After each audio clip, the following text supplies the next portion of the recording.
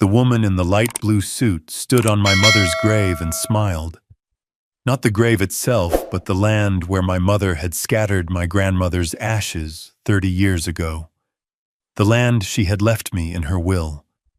The land that, according to the documents Marigold Ashby was waving in my face, had been legally sold 6 weeks ago while I was still planning my mother's funeral. "You are trespassing on private property," she said, phone already dialing. "I am calling 911. She was oblivious to the reality. This ranch had never been in any HOA, and the organization she claimed to represent was a ghost. Worst of all, the man she was trying to destroy had spent 7 years investigating fraud for a living. That phone call did not destroy my life. It destroyed hers. Let me take you back 48 hours, to the moment everything started unraveling. The gravel crunched different under tires that had not touched this road in 4 months. 4 months since the hospital. 4 months since the call that rewired everything inside me. My hands still carried the smell of linseed oil from the Eastlake dresser I had been restoring when the lawyer's letter arrived. Probate complete. The ranch was officially mine. 72 acres of Texas hill country that 4 generations of Vance women had protected like a family secret. My mother never married, never explained why. Just raised me alone on this land until I left for Austin at 18, chasing a career that would eventually teach me how criminals think. I did not know then how useful that education would become. The first thing wrong was the gate. My grandmother had painted it barn red every spring for 40 years. Now it gleamed white, hospital white, sterile, wrong. The second thing wrong was the sign. Silver Bell Meadows, private community, no trespassing. The words screamed across new wood in sharp black letters, mounted on posts that still smelled of fresh pine. The third thing wrong was her. She emerged from the farmhouse, my farmhouse, like she owned every molecule of air between us. Light blue suit pressed sharp enough to cut. Pearl earrings catching afternoon sun. Clipboard held at chest height like a shield and a weapon. Marigold Ashby, president of Silver Bell Meadows Homeowners Association. The title rolled off her tongue with practiced authority. "And you are?" "I am the son of the woman who died in this house. I am the grandson of the woman whose ashes feed this soil. I am the great-grandson of the woman who built that barn with her own hands in 1952. But I said none of that. Instead, I watched her eyes, the way they flickered to my truck, cataloging the age, the dust, the working-class wear, the way her smile widened when she calculated I was not a threat. "I am the owner," I said simply, "according to the probate court." Her laugh was rehearsed. "Oh, honey, that paperwork is months out of date." The folder she produced looked expensive. Embossed letterhead, notarized stamps, official seals that caught the light in ways designed to intimidate. "Your mother failed to pay community assessments for 3 years," Marigold explained, each word dripping with false sympathy. "Texas property law allows HOAs to recover unpaid dues through forced sale. This property was auctioned 6 weeks ago. I purchased it legally. 6 weeks ago. The week of the funeral. The week I could not eat, could not sleep, could not think past the weight of a casket being lowered into earth. She had timed it perfectly. Or so she thought. "May I see those?" I reached for the documents, voice steady. My hands knew exactly what to look for. Spacing inconsistencies, font irregularities, seal placement errors. 7 years of staring at fraudulent paperwork leaves marks deeper than calluses. She let me hold them for exactly 4 seconds before snatching them back. These are originals. You will receive copies through proper legal channels. 4 seconds. Long enough to see 3 things she did not want me to see. The notary stamp was from a format discontinued in 2019. The county seal was slightly off-center, not how official documents are pressed. And the signature at the bottom belonged to a county clerk who had died 8 months ago. I said nothing, just nodded slowly, like a man accepting defeat. Let her think she had won. The shift happened when I did not leave fast enough for her liking. I have the legal documentation, I said, pulling the folder from my truck. Probate papers, deed transfer. My mother's will with her signature still smelling faintly of the lavender she kept on her desk. Perhaps we should compare. Marigold's smile did not waver, but something behind her eyes hardened. She pulled out her phone with theatrical slowness, finger hovering over the screen. Sir, I am giving you one chance to leave peacefully before I involve law enforcement. Ma'am, I would like to see your HOA and corporation documents. Texas requires... She pressed the call button. Speaker on, making sure I heard every word. 9. 1. What is your emergency? This is Marigold Ashby at Silverbell Meadows. I have a trespasser on legally sold private property who is becoming increasingly aggressive. He is refusing to acknowledge valid sale documents, and I am concerned for my safety. Aggressive, refusing, concerned for my safety. Each word calculated to paint me as dangerous. Each word recorded. Each word a future prosecution exhibit. Just not in the way she imagined. Please hurry, she added, voice trembling with manufactured fear. I am a woman alone out here. The performance was flawless. I had to give her that.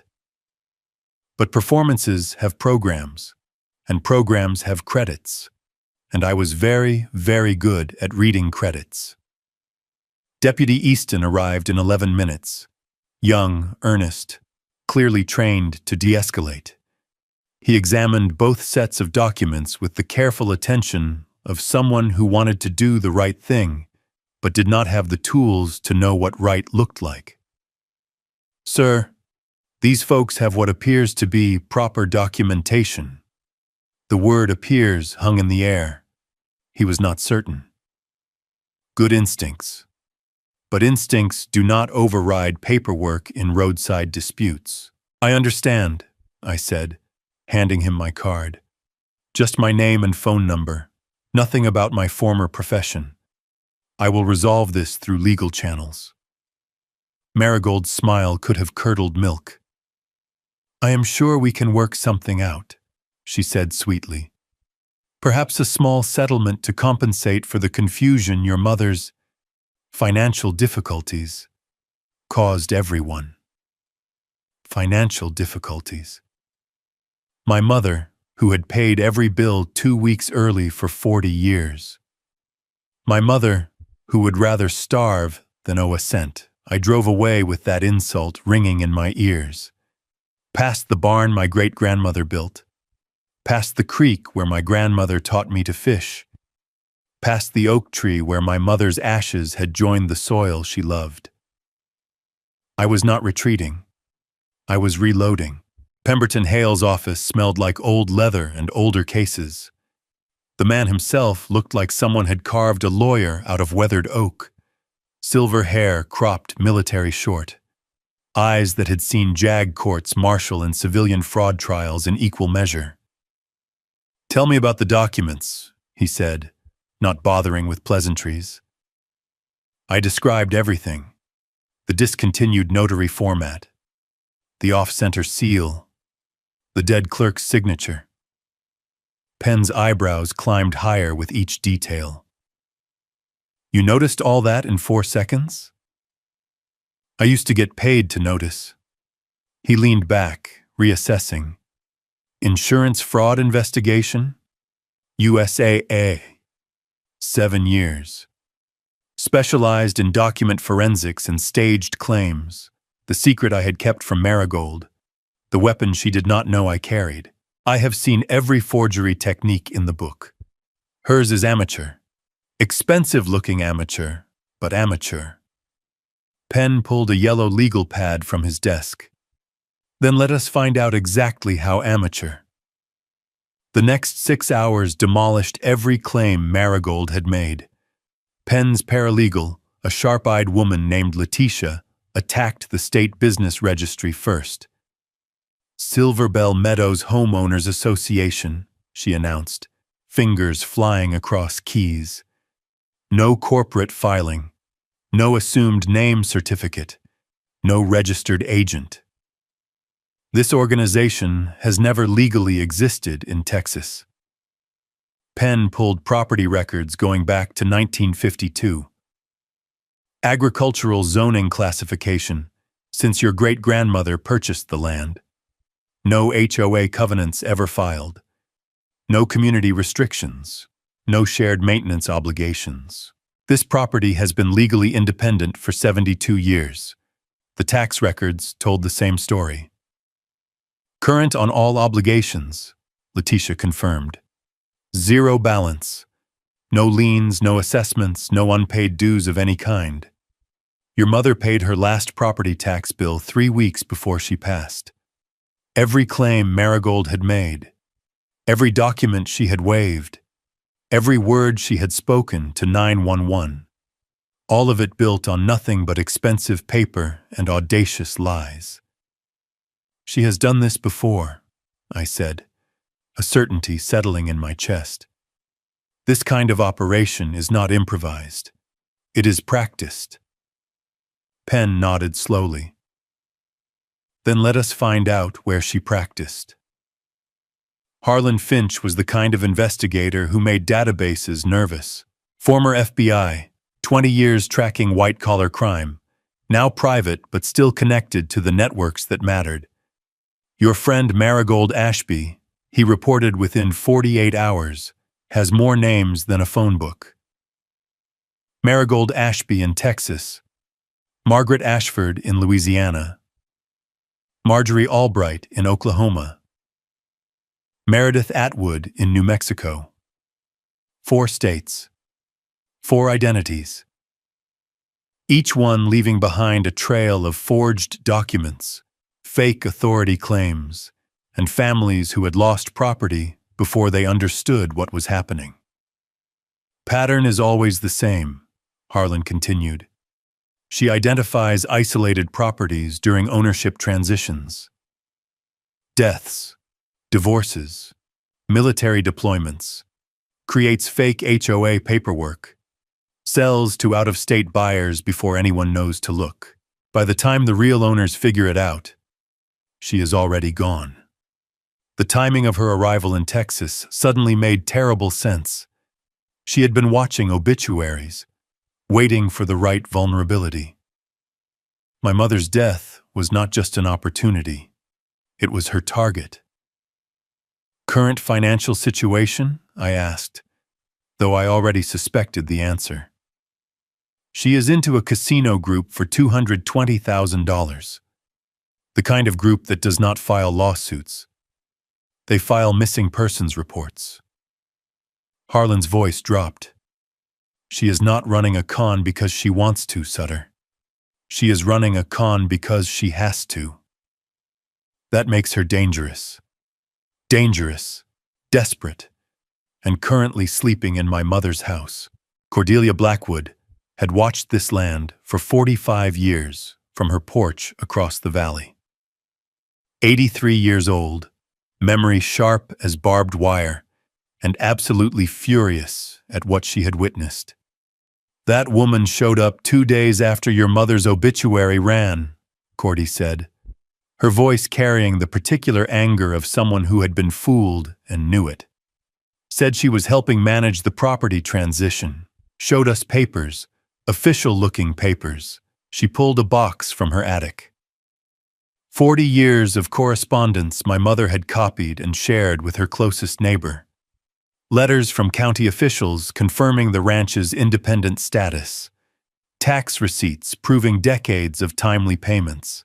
A handwritten note from 1978 explicitly stating, "Property remains outside all community association jurisdiction." "Your mama knew," Cordy said softly. "She knew someday someone might try to take this land. So she kept everything. Every letter. Every receipt. Every official response she ever received. My mother, preparing for a war she hoped would never come, leaving me ammunition I did not know I needed." "There is something else," Cordy added, pulling out a photograph.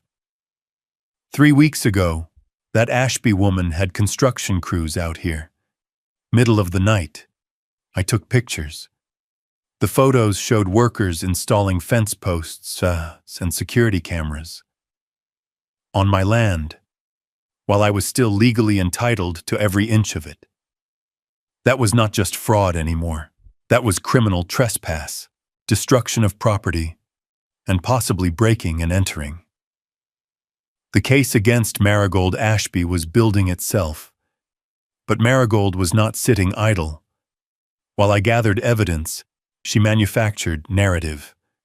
The video appeared in 3 local Facebook groups simultaneously. Disturbed man threatens Silverbell Meadows community.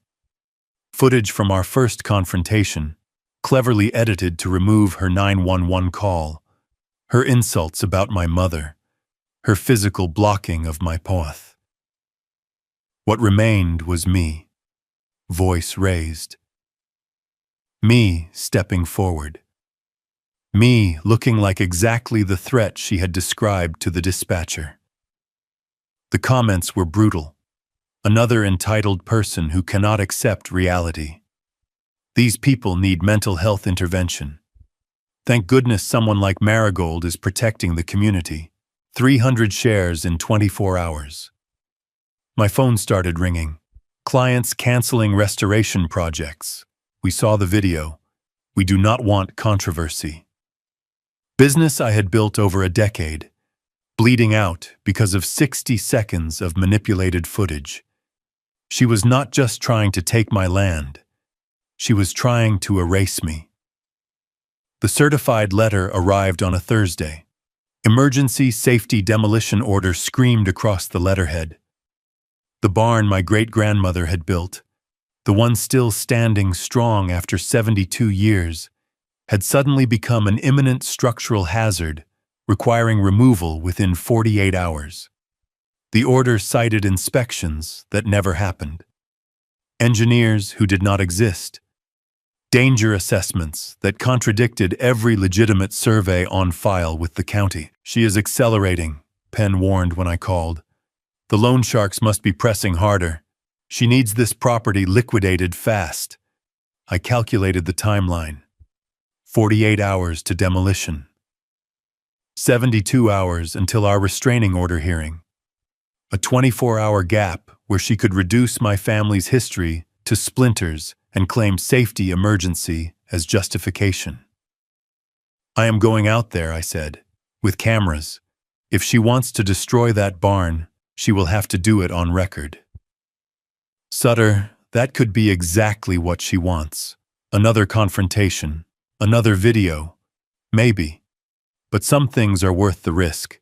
That barn held my grandmother's tools, my mother's memories, my great-grandmother's initials carved into the center beam.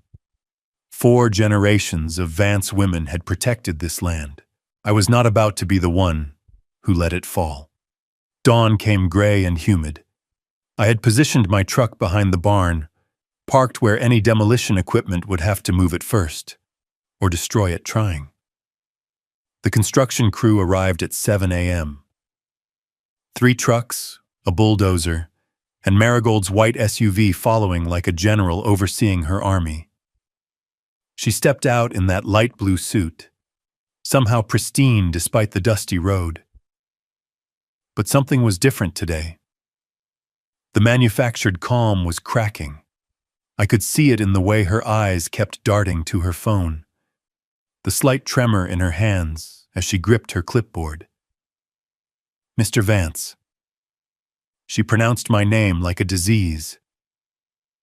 You are obstructing legally authorized safety work. Show me the permit, I replied calmly. The real one, with the actual county seal, and the signature of an inspector who is still alive. Her jaw tightened. I do not need to prove anything to a trespasser. Actually, you do. Because right now, I am recording this conversation. And so are the 3 cameras I have positioned around this property. And so is the drone my friend is operating from public airspace. I pointed to the sky. A small quadcopter hovered just above the tree line. Harlan Finch earning his fee. Every word you say, every order you give, every action these workers take, all of it going to cloud storage, county officials, and my attorney. So please, Ms. Ashby, tell these men to start their engines. I am curious to see how many felonies we can document before lunch. The foreman, a weathered man with honest eyes, climbed down from his truck and approached Marigold. Ma'am, I was told this was a standard safety teardown. Permitted. Above board. He gestured toward the drone, toward the cameras, toward the legal folder I held visibly in my hand. This does not look standard. This does not look above board. My crew does not work without verified permits. He turned to his men. Pack it up. We are done here. Marigold's composure shattered. You cannot do this. I am paying you. You paid a deposit, the foreman corrected, which I am happy to return. I have been in this business 30 years, ma'am. I know what legitimate demolition orders look like, and I know what trouble looks like. He nodded toward me, almost apologetically. Good luck, friend. You are going to need it. The trucks rumbled away, leaving Marigold standing alone in a cloud of Texas dust. For one long moment, our eyes met, hers burning with fury, mine steady with the quiet satisfaction of someone who had just won a battle but knew the war was far from over. This is not finished, she said. No, I agreed, it is not. But when it is, Ms. Ashby, you are going to wish you had picked a different grieving son to target. She climbed into her SUV and drove away without another word. But I knew better than to celebrate. Desperate people do desperate things, and Marigold Ashby was running out of options. When the demolition failed, Marigold pivoted to a darker strategy. The petition arrived 3 days later. Motion for Emergency Competency Assessment. According to the filing, I was suffering from grief-induced delusions, aggressive confrontational behavior, and obsessive attachment to property that no longer legally belongs to him. Supporting statements came from 3 neighbors I had never met, all recent arrivals, all members of Marigold's fabricated HOA, all willing to testify to my supposed mental instability. If she gets you declared incompetent, Penn explained, his voice tight, you lose legal standing to contest anything. Property transfers become permanent. Fraud claims become inadmissible. Your voice gets erased from your own case. It was elegant, brutal, and terrifyingly close to working. The court-appointed psychiatrist, Dr. Whiting, conducted her evaluation in a strip mall office that smelled like disinfectant and despair. Her questions carried the leading quality of someone who had already reached conclusions. Do you believe multiple people are conspiring against you? Yes, but it is not a belief. It is a documented fact. Have you experienced difficulty accepting the legal sale of your mother's property? There was no legal sale. There was only fraud dressed up in expensive paper. Every honest answer sounded like confirmation of delusion. The trap was perfect, except for one thing Marigold did not know. I had kept every document, every photograph, every recording, and I had submitted copies to someone she never saw coming. That night, alone in a motel room that smelled like stale cigarettes and broken dreams, I stared at the ceiling and counted my losses. Business, destroyed. Reputation, shattered. Family legacy, threatened. Mental competency, questioned. Marigold's settlement offer sat on the nightstand. $50,000 to walk away, to sign papers acknowledging that my claims were the product of grief-induced confusion, to let her win. The number was insulting.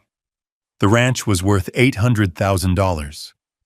But after legal fees, lost income, and months of fighting, $50,000 would let me start over. Somewhere else, someone else. I picked up the phone, dialed half of Penn's number, stopped.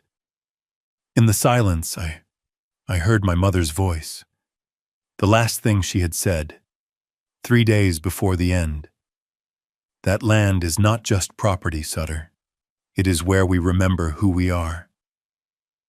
I put down the phone, deleted Marigold's offer, and started preparing for war.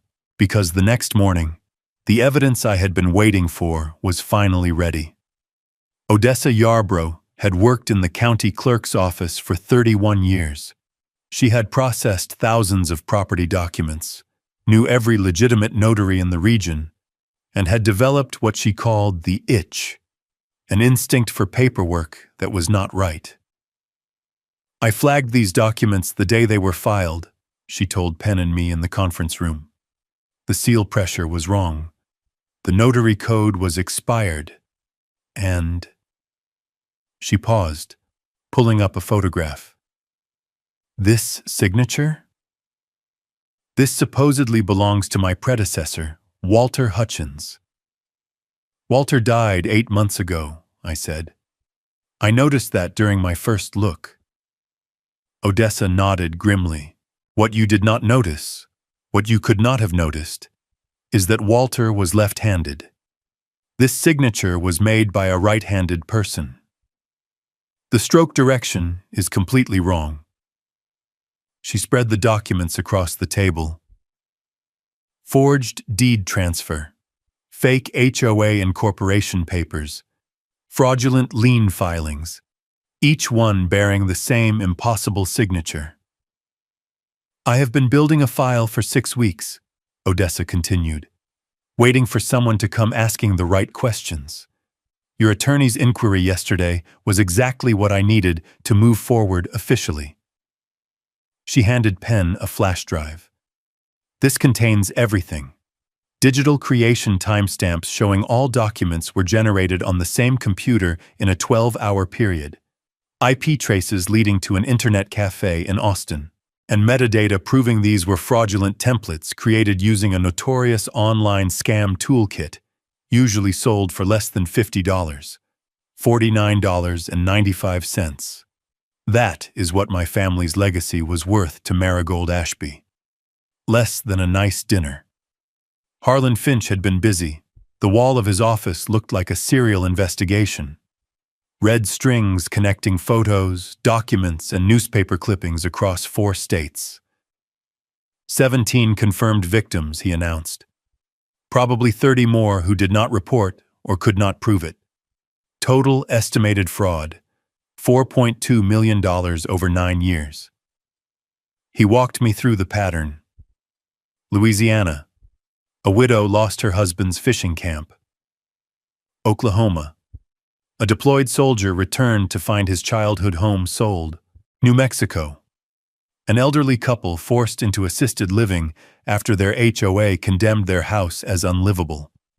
Each time she hit during transitions. Funerals, deployments, divorces. She targets the paperwork gap, that period when official records are updating, and people are too overwhelmed to notice discrepancies. Any federal involvement? Penn asked. That is the interesting part. Harlan pulled up an email. The FBI field office in Albuquerque opened a wire fraud investigation 18 months ago. They have been tracking her across state lines but could not pin down a current location. He smiled. The first time I had seen him smile since this started. Until now. I have been in contact with Special Agent Calloway. They are very interested in our evidence package, and they are very interested in making an example. The word federal changed everything. State fraud charges meant possible plea deals, reduced sentences, early release. Federal wire fraud across state lines meant mandatory minimums. Real time. The kind of time that ended criminal careers permanently. Marigold Ashby had no idea what was coming. Sheriff Leland Crisp was the kind of lawman who took pride in admitting mistakes. When Penn presented our evidence package, he sat silent for a long moment, then picked up his desk phone. Dispatch. I need units at the Vance property, and get me the DA on line 2. He turned to us, face hard. I put Deputy Easton in an impossible situation that first day. Good kid, trying to do right. And I sent him out there with no context and bad information. That woman played my department, and I do not take kindly to being played. Sheriff, I said, my concern is not embarrassment. It is timing. Our restraining order hearing is tomorrow. If she suspects anything, she will not. He stood, reaching for his hat. Because tonight, I am personally going to serve her with a warrant. Not for the fraud. That is federal territory now. For the forged safety inspection that authorized demolition of a protected historical structure. He paused at the door. Your great-grandmother built that barn, you said? 1952. Her initials are still carved in the center beam. Then that makes it a county landmark. And Ms. Ashby just threatened to demolish a county landmark using fabricated government documents. His smile was thin but genuine. I believe that is called criminal mischief in the first degree. Felony. The trap was set. All that remained was springing it. They found her at the ranch, my ranch, hosting a community meeting about future development opportunities. 12 people in folding chairs, arranged in a neat semicircle on the front lawn, where my mother used to watch thunderstorms roll across the hills. Marigold stood before them with a presentation board, pointing to architectural renderings of amenities that would never be built on land that had never been hers. Sheriff Crisp's cruiser came up the gravel drive, slow and deliberate. No sirens, no lights, just the steady crunch of tires that announced something final was about to happen. I watched from Harlan's truck, parked just outside the property line, close enough to see, far enough to stay out of the way. This was not my arrest to make, but it was absolutely my arrest to witness. Marigold did not notice at first. She was mid-sentence describing the proposed community pool, gesturing toward the pasture where my grandmother used to keep horses.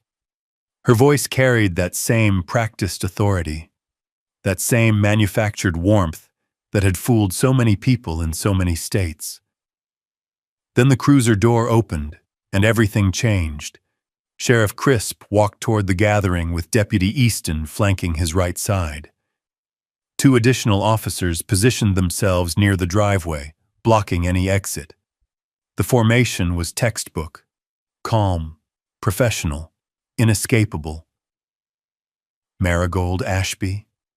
The sheriff's voice carried the formal weight of official action, the kind of tone that transforms ordinary moments into permanent records. The presentation board slipped from her fingers. Sheriff. What a pleasant surprise. We were just discussing neighborhood improvements. Perhaps you would like to join us? Her smile never wavered. Even now, even with the net closing, she was still performing, still believing she could charm her way through anything. "Ma'am, I am here to place you under arrest." The words landed like stones in still water. Ripples of confusion spread through her audience. Chairs scraped against grass as people shifted, suddenly uncertain whether they were witnesses or accomplices. "Arrest?" Marigold laughed, but the sound came out wrong. Brittle, hollow. "On what possible charges?" "Criminal mischief in the first degree, forgery of government documents, filing false reports with law enforcement." Sheriff Crisp pulled a folded warrant from his jacket. "And those are just the state charges. The federal prosecutors are preparing their own list. Wire fraud across state lines carries significantly heavier consequences."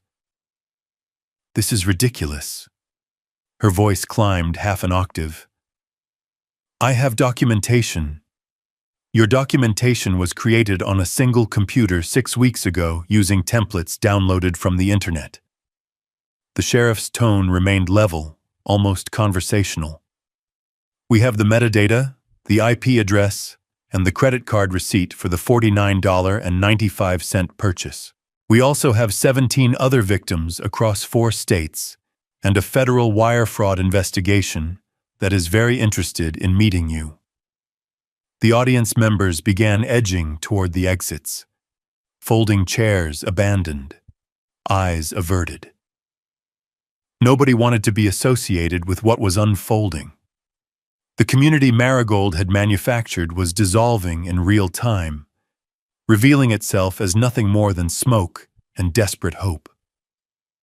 One woman, someone I vaguely recognized from the viral video comments, stopped beside my truck on her way to her car. "I shared that video," she said quietly. "I believed her. I am sorry." I nodded once. "You were not the only one she fooled." Marigold's mask finally cracked as Deputy Easton approached with handcuffs. "You do not understand," she said, voice rising toward something raw and honest for the first time since I had met her. "They were going to end me.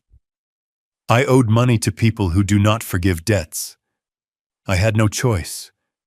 I stepped onto the property then, crossed the lawn where my mother used to plant wildflowers every spring, stopped close enough to see the fear beneath Marigold's fury. You had choices," I said. "You could have declared bankruptcy, found legitimate work, asked for help. Instead, you targeted grieving families and stole their inheritance. I thought of my mother, dying while this woman planned to take everything she had protected. You did not have no choice. You had one choice you liked better than the honest ones." Her eyes met mine. For one long moment the masks fell away.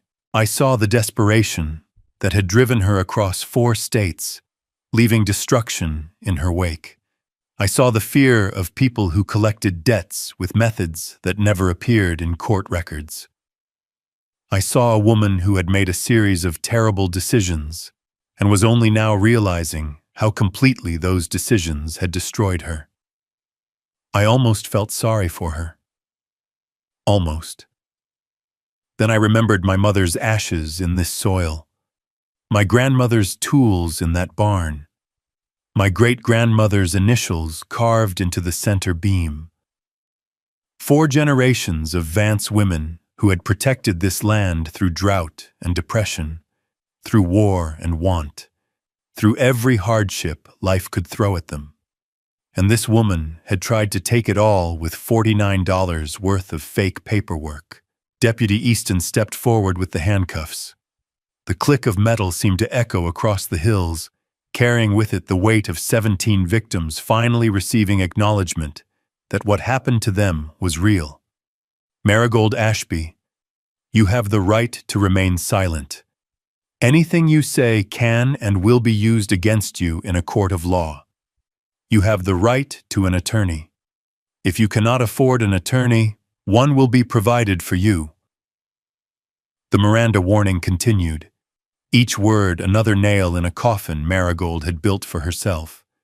She did not resist, did not run, just stood there as the reality of her situation finally penetrated the layers of denial she had wrapped around herself.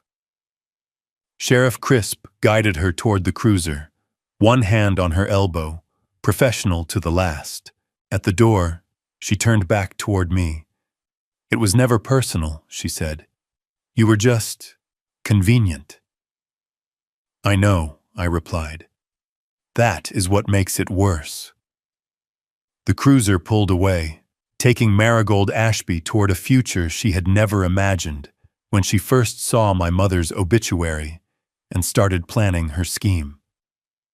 I watched until the vehicle disappeared around the bend, then turned to face the land that was finally, officially, undeniably mine again. Cordy Blackwood appeared at my elbow, having walked over from her property across the valley.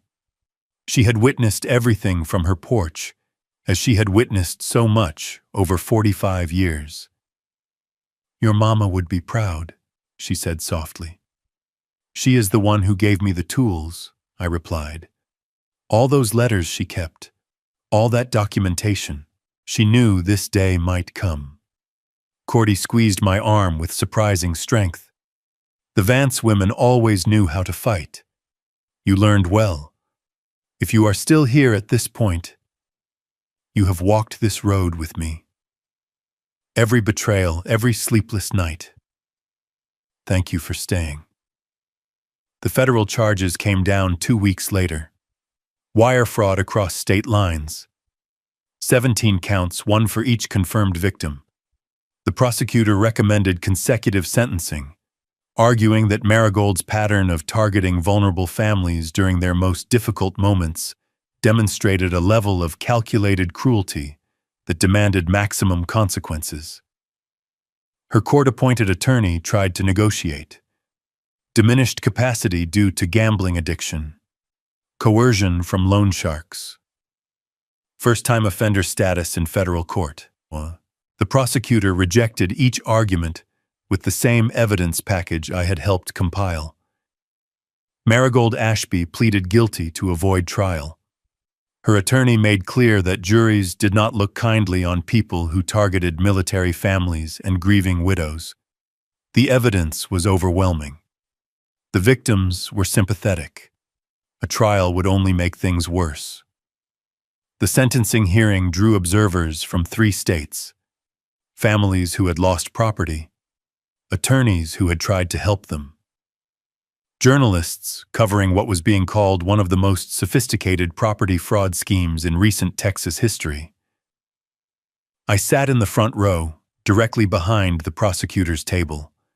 Not to gloat, not to celebrate, just to witness the end of something that had consumed 6 weeks of my life and years of 17 other families' lives. The judge, a silver-haired woman named Callahan, who had seen every kind of criminal pass through her courtroom, reviewed the case file with visible disgust. Ms. Ashby, she said, you systematically targeted families during their most vulnerable moments. You exploited grief. You exploited deployment. You exploited the administrative gaps that occur during major life transitions, and you did so with full knowledge that your victims would struggle to prove what happened to them. Marigold stood motionless. Light blue suit replaced by orange jumpsuit, pearl earrings confiscated along with everything else she had accumulated through fraud. The court sentences you to 20 years in federal prison, with possibility of parole after 15 years. You will pay restitution to all identified victims in the amount of $2.3 million.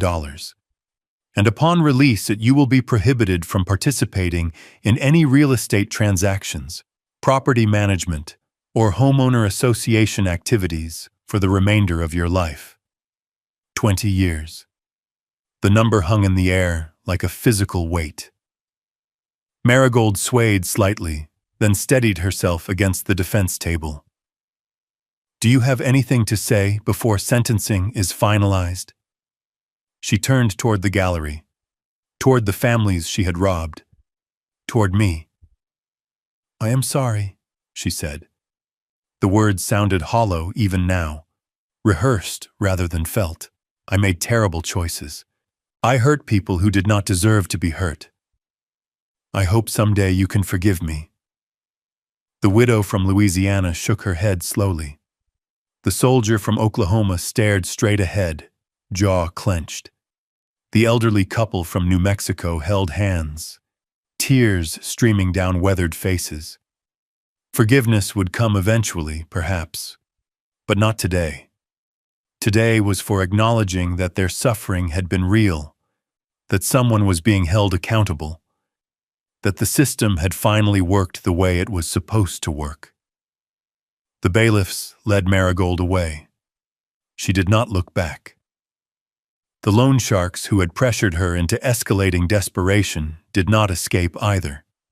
The FBI traced her gambling debts to a money laundering operation that had been on their radar for years.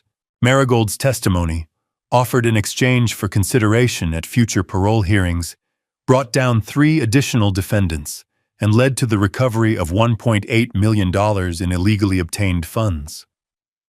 Some of that money went to her other victims.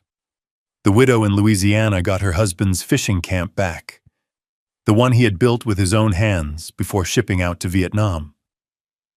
The soldier in Oklahoma was able to rebuild on the land his family had owned for 3 generations. The elderly couple in New Mexico moved out of assisted living and into the home they had been forced to abandon.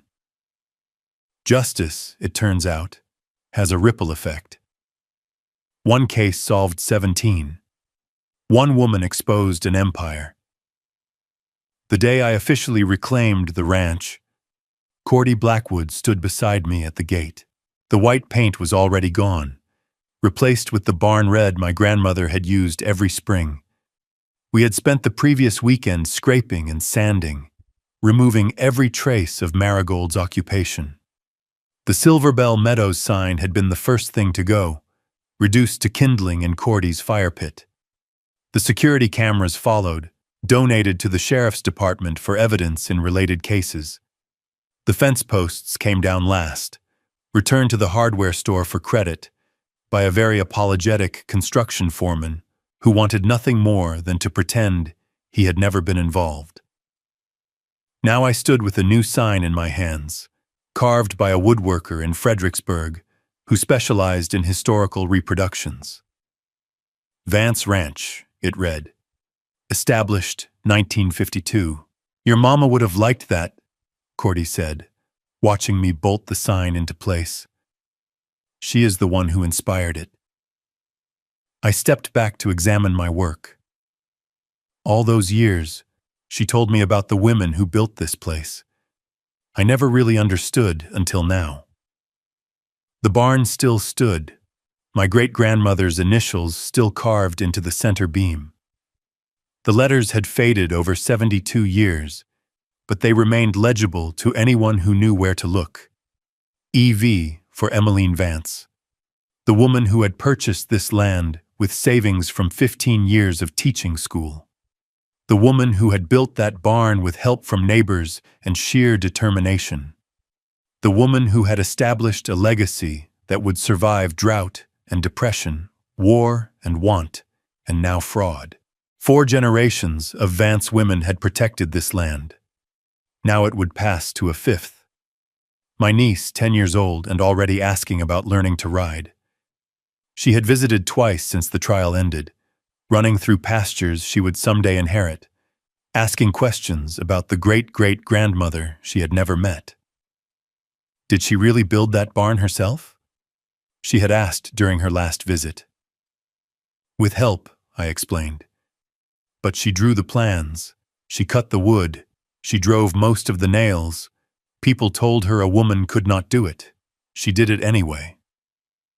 My niece had nodded solemnly, processing this information with the seriousness only 10-year-olds can muster.